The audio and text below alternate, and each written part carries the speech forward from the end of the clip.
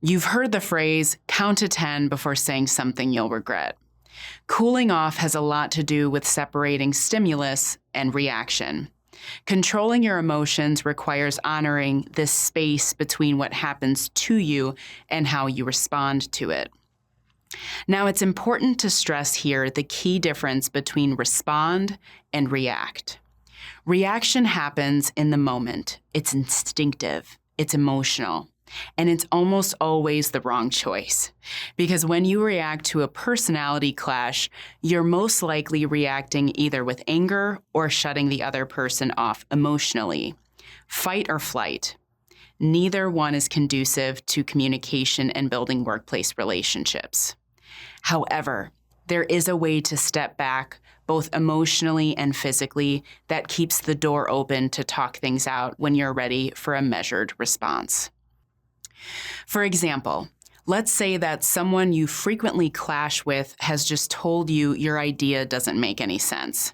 Emotionally, you go from 0 to 100 in 3 seconds. Your immediate reaction is to steamroll them with arguments as to why it does make sense and not to mince any words doing it. That's just going to add fuel to the fire. Instead, here is what you can do to cool off and control your emotions. Don't speak. Instead, try to breathe deeply. When we're upset, we take shallow breaths, and little oxygen gets to our brains. Oxygen is the fuel that runs tactful thinking. You need it more now than ever.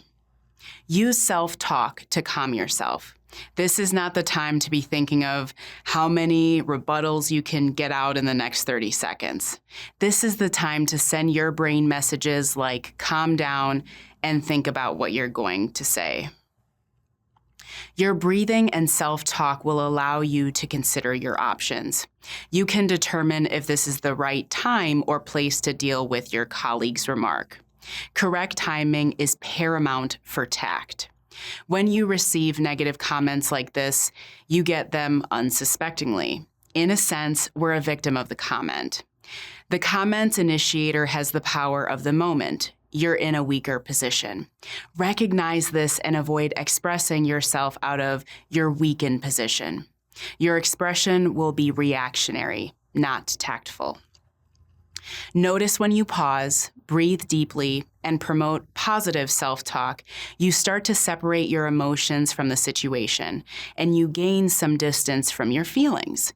You might also realize that responding in front of others is not the right approach. You might be giving your colleague a stage that will embolden them to be even more rude. You will experience situations like this with coworkers. In the moment, it might be best to ignore them and continue with what you were saying, given the public nature of their comment. Then you can talk to them later in private and clear the air. When you have some space from the situation, decide whether it's worthwhile to confront this behavior. If it is, prepare for the conversation and let the colleague know when you need to talk to them.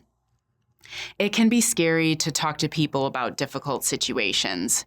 You want to do it, but we don't want to do it. We tend to stop thinking about it, and we keep thinking about it. What's the way out of our dilemma? Delivering a difficult message is like throwing a hand grenade. Coated with sugar, thrown hard or soft, a hand grenade is still going to do damage. Choosing not to deliver a difficult message is like hanging on to the grenade once you've pulled the pin. If you and another person are experiencing a personality conflict, it won't get better by ignoring it. The conflict will always get worse. It's time to initiate a frank conversation. Remember to keep your goals realistic. Expecting to be free of fear and anxiety is unrealistic. Another unrealistic goal is a perfect result without risk. This won't happen either. Here's how to succeed. Every problem has a joint responsibility and contributions. Acknowledge the central role that feelings play in the issue as well. Change from having a message to deliver to having some information to share and some questions to ask. The conversation might go something like, "Yesterday we had a conversation. I'm confused by some things that were said. I'd like to find out what you meant and clarify what I said." Then go into this conversation not to prove a point or give them a piece of your mind, but to find out what happened from the other person's point of view. Try to have a learning conversation rather than a confrontational one. Let them know what you heard by saying something like, "It sounds like you had some thoughts about the course of action we should take. And when you said, your idea won't work, I didn't give you a chance to elaborate because I felt it was combative. I'd like to hear your thoughts, and then we can discuss things in more detail." It's especially important to consider the other person's style when they're having this conversation. For example, a commander might not like your idea because it doesn't line up with their vision. It might be a sound idea, but not what the commander had on their mind. On the other hand, an analyzer will have facts and data that might demonstrate why they disagreed.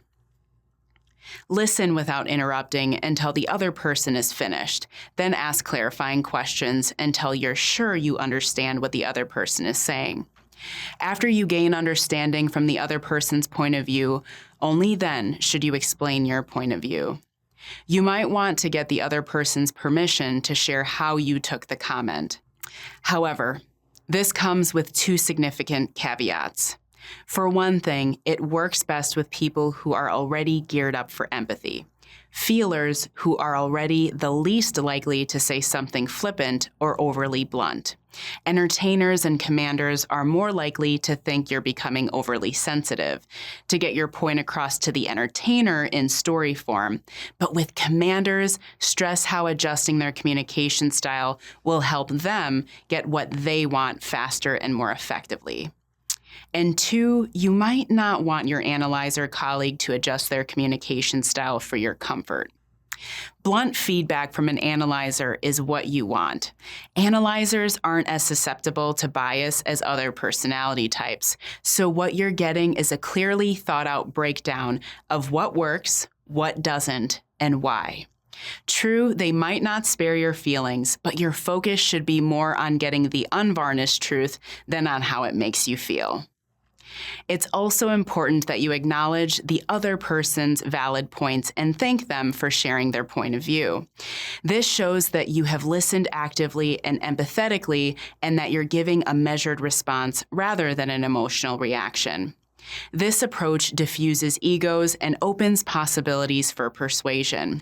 You end up learning something about the situation that can significantly change the way you understand the problem. You really begin to get to the root of the problem. You can always listen with empathy, show concern, and attempt to change things for the better.